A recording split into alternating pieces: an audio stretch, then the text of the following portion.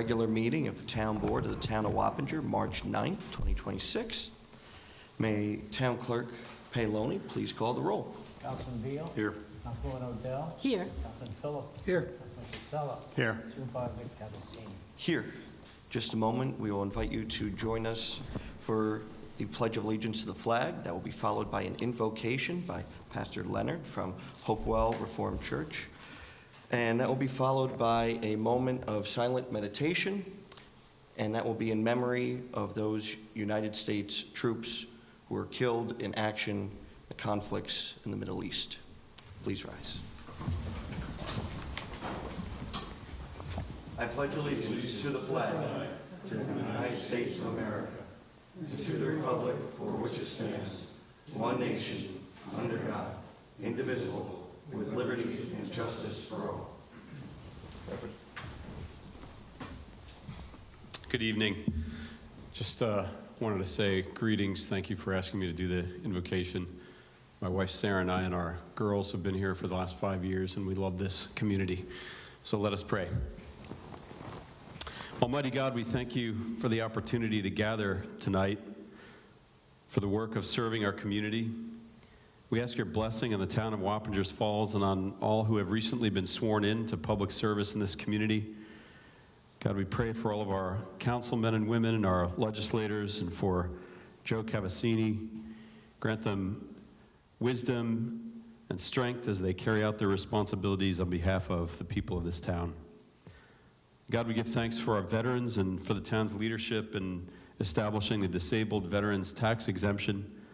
As the first municipality in the nation to adopt this kind of legislation, God, we ask that it would inspire other towns and states and even our federal government to honor and support those who've served our country. Tonight we remember our veterans and the men and women of our armed forces, especially those being deployed to the Middle East. Lord, protect them, protect their families, and we pray for peace and for a future in which the people of Iran may be able to find freedom and self-government. We give thanks for the progress in this engagement. We also give thanks for the service of our first responders, police officers, firefighters, dispatchers, EMT workers, and volunteers who care for and protect this community each day. Lord, bless this meeting and the work done here tonight in the good town of Wappingers Falls. In your holy name we pray. Amen.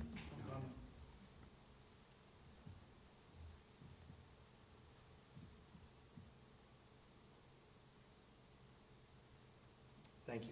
Please be seated. Thank you. Thanks.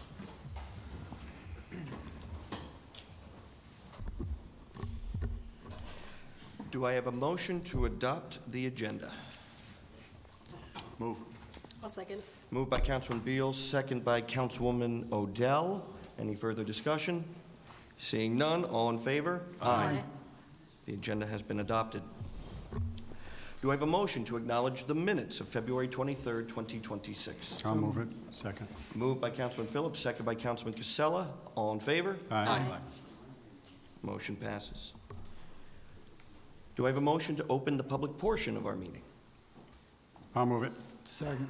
Moved by Councilman Casella, second by Councilman Phillips. All in favor? Aye. Folks, we ask that if you'd like to speak on agenda items, you may come up to the podium at this time and state your name and address for the record.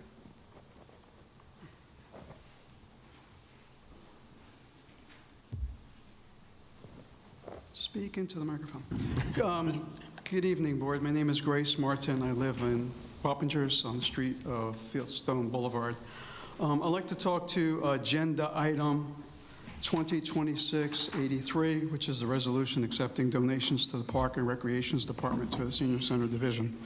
First of all, I'd like to thank you for seeking out the Pines, and I think some of the connections is through Joseph, so I do appreciate that, as well as the rest of the board. The Pines, over the years, have been excellent sponsors to many events here at our senior center. This one covers the 12 birthday pizza parties, which means the seniors don't have to pay money for a slice of pizza. It may seem to be a small thing, but we used to have to pay $1, and then some people would only then have one slice or didn't have a slice. Now, most seniors, get 1 or 2 slices, and it's nice. It really is nice. So once again, I thank Joseph and the board for going forward with this. The Pines have always been big supporters of senior activities.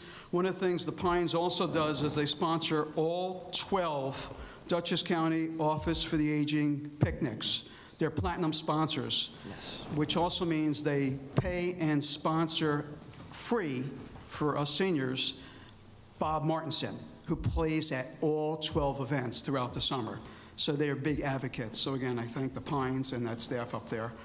I also like to thank Ulster Savings Bank, Valerie. They are actually sponsoring the St. Patrick's Day event here in this room on the 17th. So again, they're another community, local outreach that give back to seniors. I also want to thank the board for keeping the cost of seniors in Wappingers down. I mean, everybody knows things are going up. But this is one of the few senior centers that there is no fee to walk in as a senior. As you know, I wear another hat, and in that hat I get to see other senior centers, and even their residents have to pay. So for keeping Wappingers residents walking in every day for free, it's much needed. They don't have to pay for a cup of coffee, they don't have to pay for a piece of cake, and that is actually supported by many organizations. So once again, thank you for all you do for the seniors. Thank you, Grace. Thank you. And I have to say, as many of us already know, but I have to say it on record, Grace is a true senior advocate alongside her husband, Michael, who is at almost every event around the county supporting our seniors, and hear it from other supervisors around the county that Grace Martin is there as an advocate across the board and still serves as president of the Dutchess County Office for the Aging Advisory Committee. And thank you for representing this town. If I could just say about the Pines, as some of you know, my mother spent her final days at the Pines, and my mother was a registered nurse and became a clinical instructor at BOCES. And during her final days, the nurses that took care of her were her students. And it occurred at the Pines because of the number of nurses that just coincidentally happened to be within her classes over the years. So the Pines is an incredible community, incredible organization, and it does warm my heart to see the Pines doing things for our town. So thank you. Thank you, Councilman. Any other members of the public wishing to speak on agenda items? Seeing none, do I have a motion to close the I'll public make a motion portion? to close the public portion. Second. Moved by Councilman Casella, second by Councilwoman Odell. All in favor? Aye. Thank you very much. On to our consent resolutions. Resolution 2026-79, resolution renaming a portion of Easter Road to Easter Road West. Resolution 2026-80, resolution authorizing intermunicipal agreement for shared highway and public works services. Resolution 2026-82, resolution authorizing execution of dog control housing agreement. Resolution 2026-83, resolution accepting donation to Parks and Recreation Department Senior Center Division. And Resolution 2026-84, correspondence log. Do I have a motion? I'll make a motion to approve, or at least for discussion. I'll second it. Moved by Councilman Casella, second by Councilman Beal on the consent agenda. Any discussion? No, I just did that in case anybody wanted to discuss it. Yeah, no, I just want to mention 202679. So thank you to the highway superintendent. Thank you to those at the town level that were involved with this. My team at the county level was involved with this. Kind of a unique situation going on out there with a private road that has a bridge that is not, we'll say, meeting specs. There's holes in the bridge, so no. So it's basically created a bifurcation between one end of the road and the other, and as you can imagine, that can become a challenge, not only for mail and Amazon deliveries, but more importantly, public safety, right? So if you call 911, we need to make sure that the area that is west of the obstruction is clearly identified differently than the area east of the issue, so that EMS, police, and fire are not driving down a road and ending up at a bridge that they can't cross. So this is to satisfy public safety needs, and I appreciate everyone coming together, because this can get kind of tricky, especially on private roads, Yes. on how to do this, where you have parcels that don't necessarily have easements all the way up, right? But we believe this is the correct solution for public safety and to allow residents to better access their residences. So just wanted to clarify that this was a team effort on this resolution. Thank you, Councilman, and it certainly was, and I want to stress to the public that this is, again, a private road. Town of Wappinger did not own that bridge, but we are responsible for the naming of all private and public roads within the town. So that is why we had Yeah, to. correct. So we can't even go in there and fix it at this Yeah. point. It's a private road, and these are basically legacy driveways from back in the day. But when there's an emergency, we still have to identify a solution on how to get resources there. So this is going to fix that. Quick historical tidbit, it was an old cabin community, and there used to be a lake in that neighborhood, and that's why a number of those roads that are accepted town roads don't even meet town spec today. There was an early cabin community with lake frontage down in the Chelsea hamlet. So that one street, because of the bridge, was never accepted by the town of Wappinger. Rightfully so. Yes, thank God.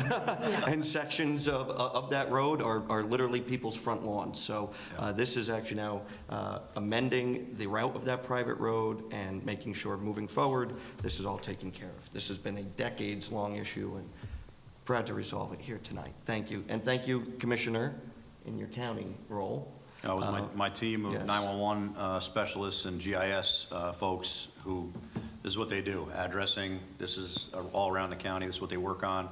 And we were able to pivot and get this corrected ASAP. Perfect. Thank you. Thanks. We had a motion second on the consent agenda. All in favor? Aye. Opposed? None. Thank you very much. Consent agenda has been adopted. Now on to our non-consent resolutions. Resolution 2026-81, resolution authorizing 2025 budget amendment. Resolution 2020, well, here we have to talk about the first one first. Yes. Sorry. Got ahead of myself there, folks. Do I have a motion for discussion? I'll move it. Okay, Chris. Moved by Councilman Phillips, Second. second by Councilman Casella. Folks, this is a standard housekeeping item that is done annually to make end-of-year amendments to the budget, realizing new revenues, realizing where department heads did not spend their budgets, and clearing that. So I know that there was some discussion.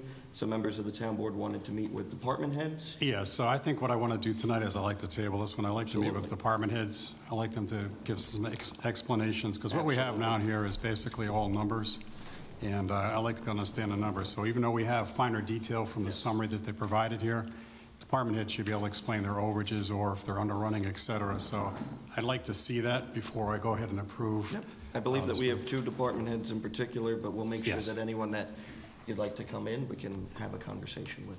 Perfect. Okay? So we have a motion Motion to second. I'll second it. Okay, second to table by Councilwoman Odell. All in favor? Aye. The resolution is tabled to the next meeting.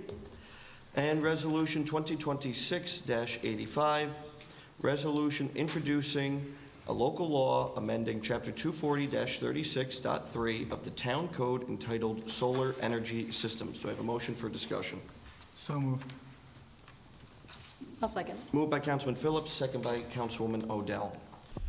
Folks, this is a local law that I've laid on the desks here tonight and spoken to several of my colleagues about in response to applications that we have received across the town and may be receiving moving forward. This is to further legislate essentially restrictions against large-scale solar farms in our town. We recently had a solar farm proposal come forward on Route 9D, the area of Stony Kill Road, and it was kind of an irony when they were presenting this proposal. Essentially, they were proposing wiping out dozens and dozens of acres of wooded land and wetlands, open space, and cutting that down for solar energy. Encroaching onto wetland buffers and essentially then saying, oh, we'll make up for it with rebuilding some buffers with some shrubs. Essentially wiping out open space in the environment for solar farms. There was also actions that was previously taken on other solar farms in the town, where virtually there were very, very, very little restrictions, and those ones approved before I got here would essentially take solid land that is usable, that could be used for agriculture, used for other purposes, open space, and locking that up for the next several generations for solar farms. Other towns in our county have restricted solar farms. And again, when we talk about this, we're talking about acres and acres of solar arrays that just cause an environmental impact to our view sheds and to eliminating essentially open space. This does not restrict roof-mounted solar, or if residents want to have a few solar panels on their property, that does not restrict them at all. But essentially, what we try to do in this town is preserve and enhance your quality of life. And there are certain view sheds, whether that's Myers Corners Road or the Didell Hamlet of our town, where you see beautiful open spaces, farmlands, that I, for one, and I know that many of my colleagues feel the same way, do not want to see those beautiful open spaces just turned into solar arrays. This here is modeled off of a code that Hogan, Rossi, and Liguori had drawn up for the town of Pauling when I had worked there, and it has been a pretty successful model to, again, preserving open space, ensuring that our lands are not desecrated. So I want to open it up for discussion, answer any questions. Can I just ask, and maybe Jamie would know better, is there a document that just shows what is, like a red line document that sees what from the past to the present So that's changed? I can provide that to you. Essentially, this is a brand-new code. Brand new. Okay. The only section that I'm proposing that would stay the same from our existing code is the roof-mounted solar. Other than that, it is a complete removal of our existing code, which really wasn't much. When you look at actually a side-by-side of what the town of Wappinger had in place, which was virtually no restrictions, in comparison to what we're introducing here, and even defining certain sections of solar energy, different uses, different types of equipment, we've gone into further detail than that section of code has. So it's really enhancing it. Absolutely. Absolutely. And again, this is first and foremost to preserve the quality of life. I do not want to get into a situation like we were about to on Myers Corners Road, where someone is going to come in and propose hundreds of acres along Didell Road to be eradicated for solar arrays like they have in other towns. We need to carefully look at where these types of infrastructure projects go and make sure that they are not affecting the characteristics of the town. But I will provide you the comparison. Thank you. Of course. Yeah, I think we need to be responsible here. Just understand that many of these developers are being incentivized by New York State to do this. That's where this is coming from. Absolutely. You have, there are incentives in place for solar. There are incentives in place for battery energy storage systems. There's incentives in place for both of them. And many times these are being positioned near existing power infrastructure. That's what the Route 9D area is so attractive. One of the eye-openers is if you go up to Montclair on top of the hill at certain times of the year, you catch reflections off these things that are blinding. And, that's one of those inadvertent things that you don't expect, right? So something to think about there. And again, we'll talk more under new business about something that's not so new, right? Why are these developers being incentivized to do all this? Because we are in an energy crisis in New York State. And we've been talking about this for 2 years, and now it's to the point where people cannot pay their bills. And the state of New York, if you read the legislation, was anticipating there to be an offset and there to be these energy creation mechanisms that were going to create more power, that haven't created more power, and we'll talk more in a few minutes about that, but certainly our code needs to be carefully amended to weigh the pros and cons of these types of these types of projects, right? Something that's 1 acre versus something that's 100 acres, right? Of course. And by the airport, there is a solar farm as well, right? You don't really see it, but it's up there, and it's there for a purpose, obviously creating and storing energy, right? So I think we're wise to pause here and understand what the total ramifications are. I think it's also smart to look at the roof-mounted solar, right? It's in our code, it's permissible. I think that there's a lot of folks that are looking at that option right now, right? And exploring how that can perhaps reduce their bill. But I would caution folks before making that investment to understand that those benefits are not the same as they were just 5 years ago or 10 years ago. And there's folks now that I hear from that have invested in rooftop solar and seen their dividends and subsidies dwindle. So understand that's a decision that a homeowner has to make. I don't think we should impede that process as a town, but this entire landscape is changing before our very own eyes. And to me, it is very frightening, the direction things are going for the common, or I'll say the person that has a restricted income or low income, being able to afford just basic energy needs. So we'll talk more in a few minutes about that. But with respect to this this code, I agree with your position. We need to look very closely at it. Thank you, Councilman.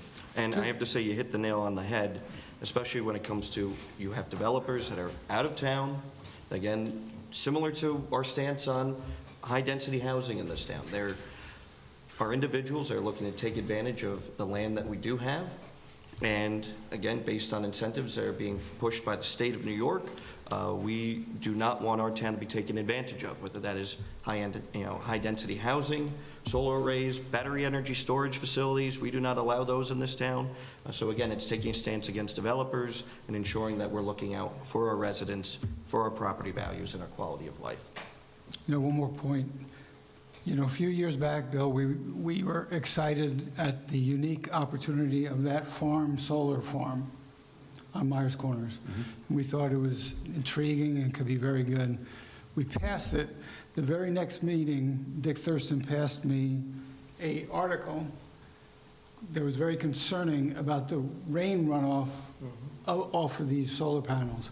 Every time we talk about panel, and I have them on my house, so I'm not dead set against them. I just think there has to be more, they have to be investigated more before we go take 30 acres and put more panels up. Especially cutting down trees. I don't want to cut down any more trees. No, and I have, since you brought it up, extreme reservations about this solar farm that is going in on Myers Corners Road.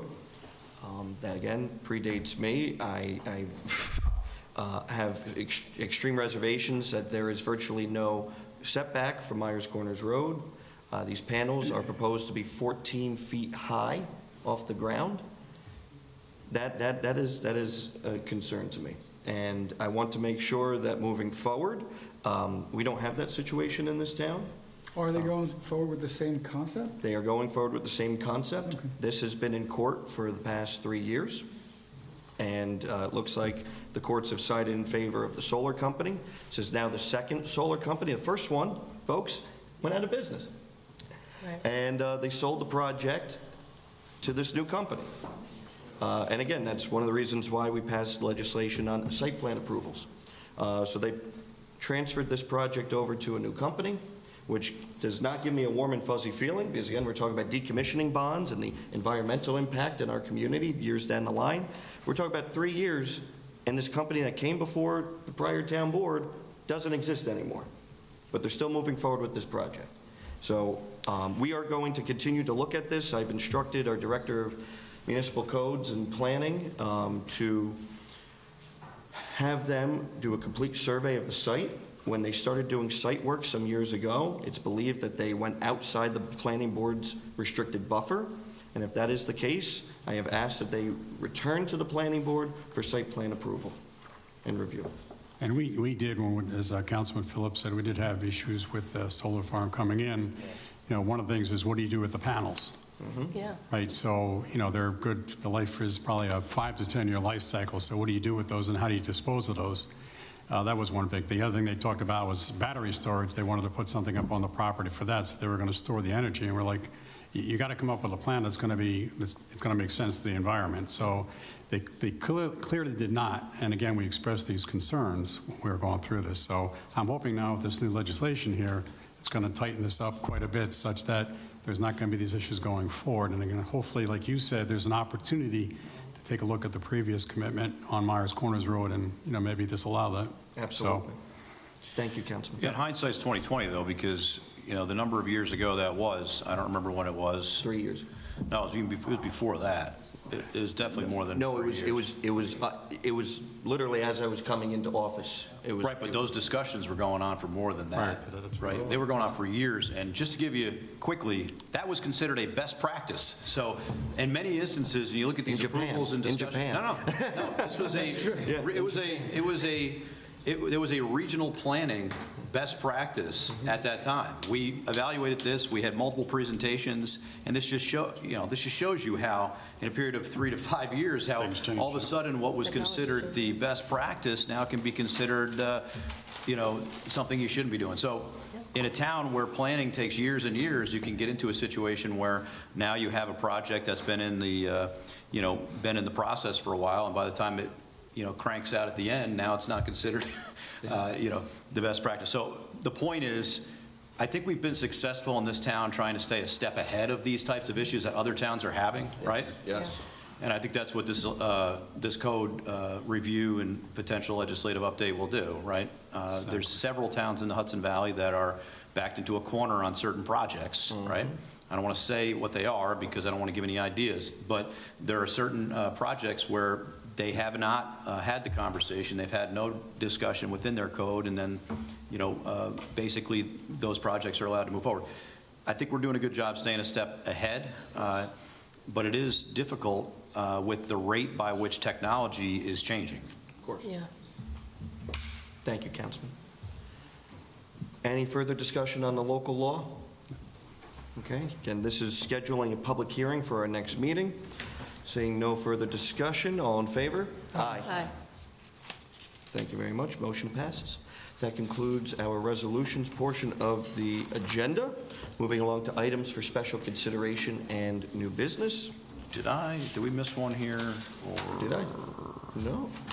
was there a dog control housing agreement? That was part of consent. It was on. Yeah. Oh, that was part of it, okay. Yes, yes. Just want to make sure, if I could just say with respect to dog control, there's challenges across Dutchess County with animal control. And I know that the supervisor's been communicating with the other supervisors and mayors about some of those common challenges, right?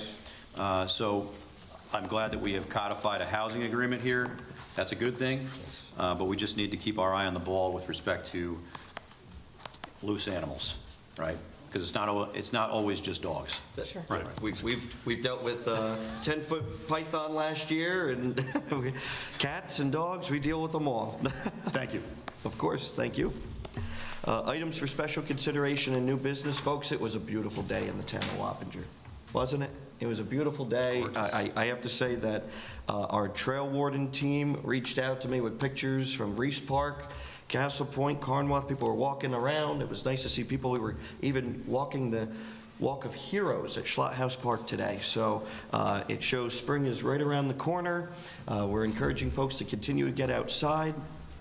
Next couple of weeks, we will be opening up a number of our facilities, from baseball and pickleball and the outdoor exercise equipment, so you'll start to see those facilities opening up for the spring season again.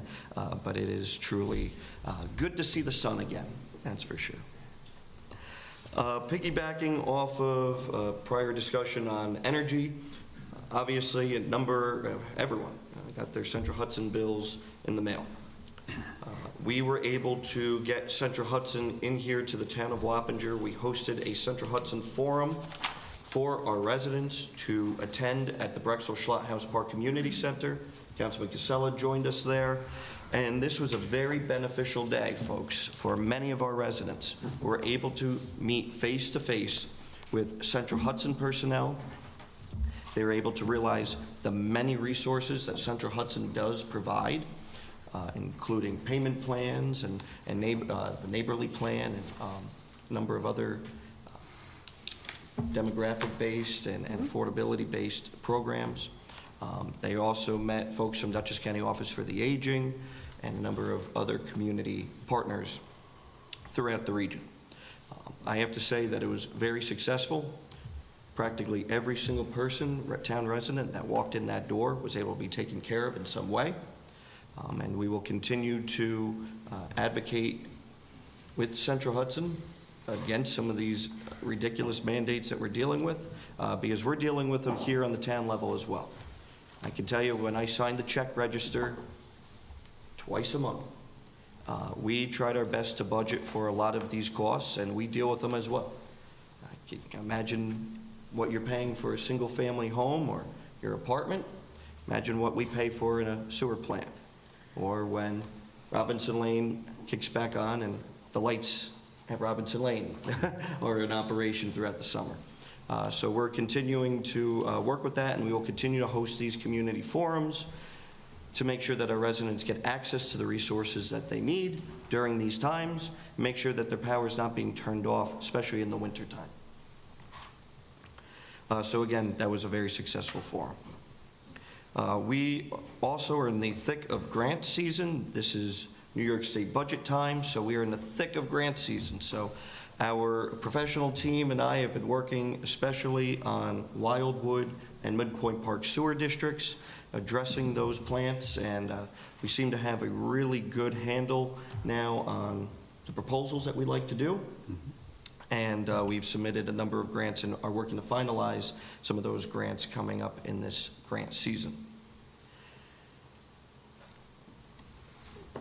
Councilman Phillips, Councilman Casella, and I out at Schlothouse Park have been looking at paving the additional parking areas that we'd like to extend. Past 3-4 years, we haven't had any snow, so this winter definitely came out of nowhere, and I have to thank our seniors who have been out at the community center for bearing with us during this time and the lack of parking out at the community center. We figured that we'd have some on-grass parking this winter, but Mother Nature did not cooperate, and we had a lot of mud. But we are working on getting quotes to extend 2 parking areas out around the community center, especially as we continue to grow the events out there. The idea is events such as Community Day, Carnival, even our summer concert series, maybe those lots would be handicapped or senior priority, but then during the daytime, during community center hours, that would be obviously serving the community center. So we're working on that. I will be asking the highway superintendent to reach out to Clove, who's obviously on county bid, to get quotes for this site, as well as Reese Park Town Nature Preserve, as that area is definitely in need of repaving, as well as Carnwath Farms, as that road now is 35 years old. So getting some quotes there. We were able to repave Ralph Holt Way and Rockingham Park past couple years, so continuing our investments there, we're going to be getting some quotes to provide to the town board in the next couple weeks. This is an exciting one. Our senior center renovations here at this town hall campus are coming to an end. Actually, the renovations are done. Furniture installation is happening right now. And I'm proud to say that on March 17th at 10:30 a.m., we will be having the ribbon cutting for our newly renovated senior center. We are very excited. Again, this is something that is a long time coming. The last time the senior center was expanded in this way or renovated in this way was 1994 under the Supervisor Connie Smith administration. And I'm proud to say that Supervisor Smith will be joining us as my special guest on this day. And immediately following, we will be having, as Grace Martin noted, our St. Patrick's Luncheon for our seniors. So it's going to be a full day of celebrations and getting people back into that senior center. Very, very excited. We have so much going on in the town, and this is a very good way to kick things off. Talking about St. Patrick's Day, I believe everyone on this day has had a wonderful time in that parade as we welcomed upwards of 10,000 spectators and participants to that parade, one of the largest that we've had in years, folks. It was truly a great day. I had the opportunity to join Councilman Beal in the command center for the pre-parade meeting with our law enforcement and emergency partners. It was truly impressive to see, and again, to continue to be grateful to our town's first responders. But the logistics that go into this parade are tremendous. I have to give a special shout out to the all-volunteer parade committee that puts this on. Mike Miner and his team did a beautiful job filming the parade. They even got some overhead shots from the balcony of Grinnell Library, and it was very professionally done. But again, it was just a great day, and a huge shout out to everyone that participated.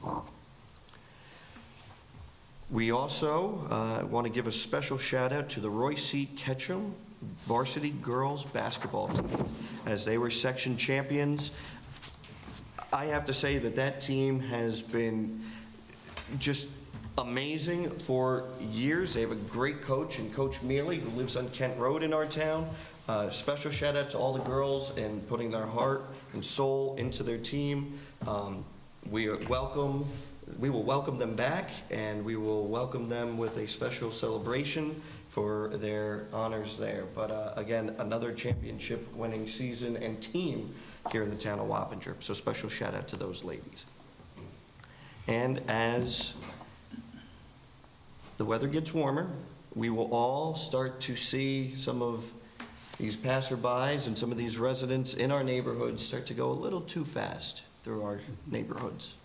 If you see that, we encourage you to contact Dutchess County Sheriff's Office or contact one of your council members in your respective wards.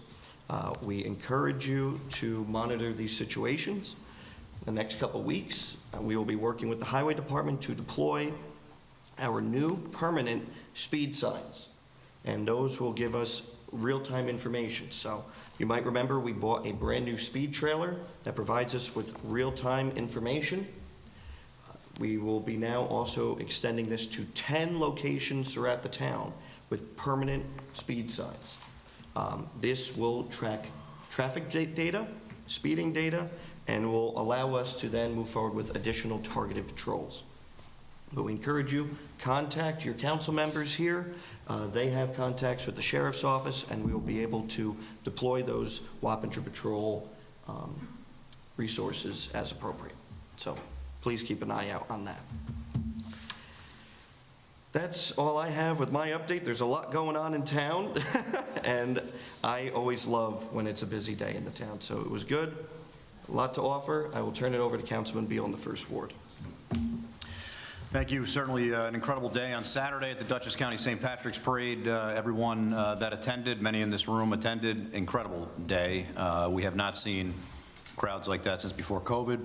I think we're finally back. It's been a number of years. Well, certainly weather has a lot to do with it, especially since we haven't seen sun in 4 years. But the temperatures were, not that I'm counting, but the temperatures did help this time around. About 10,000 people.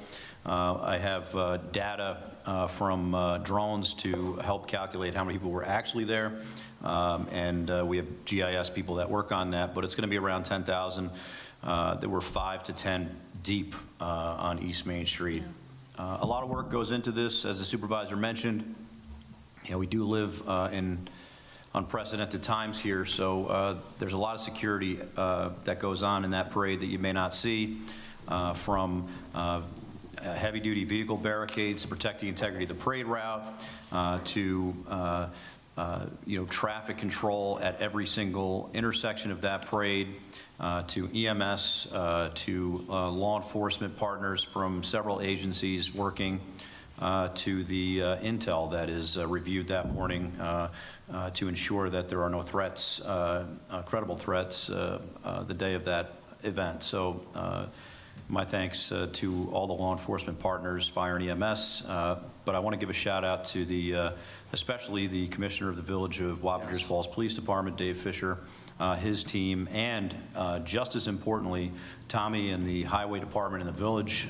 Incredible job with prepping that street for a week in advance. I mean, you have to get all that snow out of there. Oh, yeah. So people can stand someplace.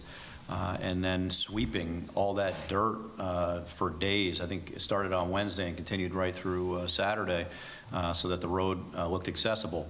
When I went to church on Sunday morning at about 7:30, they were out. My dad said they were out there since like 5:30 cleaning the streets on Sunday, which is just unheard of. Usually they take a day off and come back on Monday, but it had to be cleaned. We'll just leave it at that. It was a very well-attended event, and those teams did an incredible job. Shout out to Dr. Dennis J. Murray, the 2026 Grand Marshal, of course, the President Emeritus of Marist College, now Marist University, for his, he was just mind blown by this event, rightfully so. So, of course, this is the countdown to St. Patrick's Day, which is on March 17th, which coincidentally is the day that you just mentioned. We're going to be cutting the ribbon to the senior center and then having the luncheon here.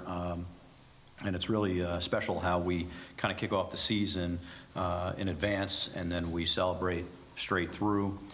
So thank you for that. The town of Wappinger also taking care of ensuring that the parade was televised, live streamed, and videoed on demand. There are several folks that don't have the means to get to the parade and now can watch the parade on the TV channel or online. So it's certainly a service to those that can't be there. On another note, since our last meeting, it has become clear that the New York State Climate Leadership and Community Protection Act is exactly what we've been talking about for the last 2 years. I've been talking about the CLCPA, and I understand the intent of the legislation. I certainly agree with protecting our environment, but we have to do this in an affordable way. The memo that was leaked from the NYSERDA president and CEO really paints a picture that is very concerning. And it talks about what types of increases in energy costs will occur if the CLCPA circuit breakers are not exercised. And basically what that means is if certain deliverables that are due by 2030 within the targets of the CLCPA are not amended or adjusted, we're going to continue to see significant increases in energy costs. And I say this all the time, to the point where people send me emails and say, I don't know what I'm talking about. But I do know what I'm talking about. This is factually based. Many people's Central Hudson bills have doubled in the last 4 years. And now we continue to see unprecedented increases. And what concerns me the most are those on fixed incomes that cannot pay these bills. And at a recent Public Service Commission meeting, it was revealed that there are 1.3 million households in New York State that can't pay their bills. They're in arrears. And that question that was posed at the Public Service Commission meeting was, what happens to those people? Who pays those costs? Well, built into the CLCPA, we all pay those costs. Right. It just compounds into more increases, and resulting in increases on your bill, and also additional taxation. And Central Hudson is not the enemy here. I've said this before.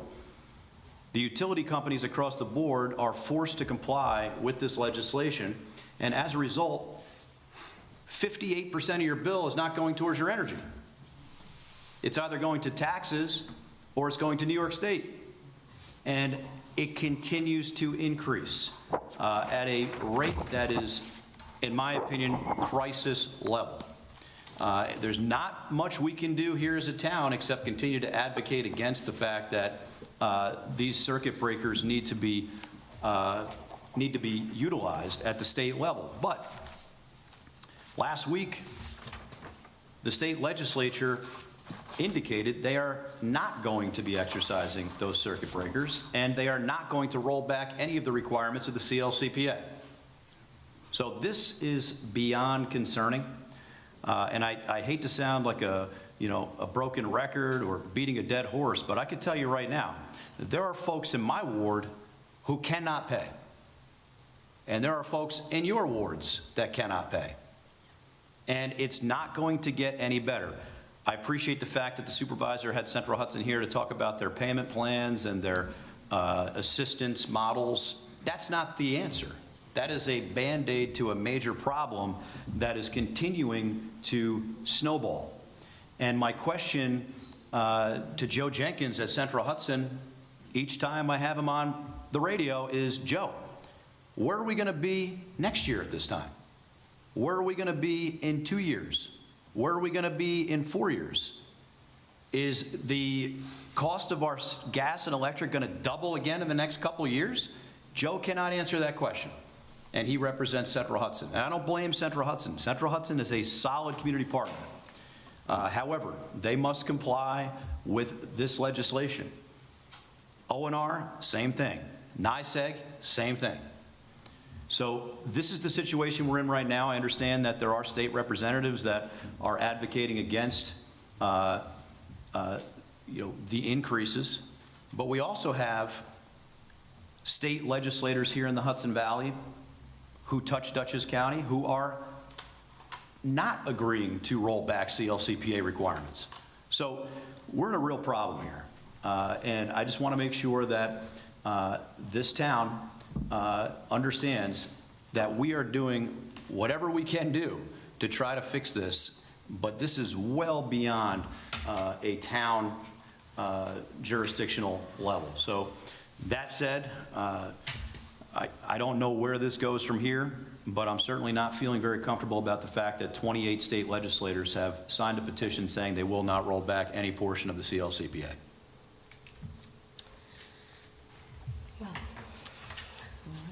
That's all I have. Thank you. Thank you, Councilman. Councilman Odell, any updates from the second Well, ward? I mean, I just want to address this. I mean, there's fair points. I mean, 2030 is going to be here in a minute, and 70% is really ambitious. So they probably do need to roll back some of those things, especially in the affordability crisis that we have. But I want us to thoughtfully plan for our future while honoring our history, reflecting where we've been and where we can go, making informed decisions based on what we know. So hopefully we can do that in the future. Same as Bill was saying, lovely parade, really enjoyed it. But I also got to attend a dinner last night honoring our very own supervisor with the DeWitt Clinton Award for his service to our town. And the proceeds from the dinner actually are going to be going to college scholarships to local students from our area. So I thought that was really great, and congratulations. Thank you so much, Councilwoman. It was very, very nice and unexpected to see you there, and I greatly appreciated you being in attendance there and supporting me. And huge shout out. This was a statewide award that I received for my involvement in our community, named after former Governor DeWitt Clinton, who was a trailblazer in his own right. Obviously built the Erie Canal and laid out the grid system for New York City. Yeah. Definitely not at that level, but truly, truly honored to have received an award in his name, and grateful that you attended, Great, Councilwoman. yeah, thank you. Are you going to be establishing a canal and? No, we have no plans for any canals, moats. Are you going to lay a grid work out? If I could roll back some of the planning, I would have, but, Easter Road. They're going to name it after him. No, if I could roll back some of our planning, I would have, but yes. Thank you. Congratulations. Thank you. Councilman Phillips. I have to echo my compatriots down here. As usual, I'm echoing over here. But Next meeting, I'll have you guys start. the St. Patrick's Day Parade was great. For the first time, I had my 2 grandkids with us, and it was a joy watching them eat all the candy. But that was great. As great as our highway department is, they plow, and they plow in the winter. When it clears, we find problems.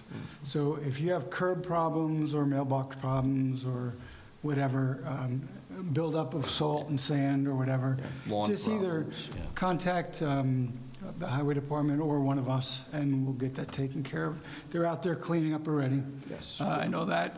It was an exceptionally large snowfall this year, so some of the cul-de-sacs, they got buildup of snow, and we're dealing with that. But people also have to realize when you have too much snow, it's got to go somewhere, right?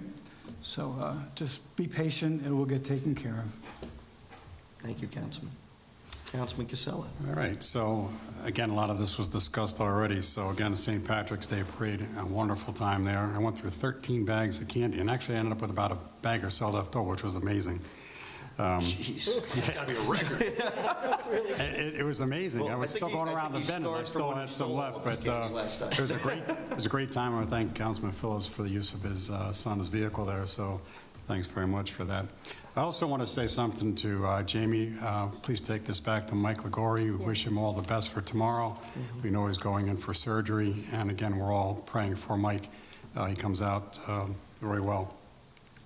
thank you. So a couple of the things here, again, Supervisor already touched on it. Again, the grand reopening of the senior center, so I'm looking forward to attending that, as well as the luncheon after that. So it's also actually my sister's birthday and my grandmother's birthday, St. Patrick's Day, so they're born on the same day. Unfortunately, neither one is with us anymore, but we always kind of celebrate it anyway internally with family. March 28th is the Easter egg hunt. So at Robinson Lane from 1 to 3 p.m. So if you have kids that want to attend that, please make sure that you get signed up. I would get there early because if you're there at 1 o'clock, you're not going to find any parking. It's going to take a lot of time to get in there.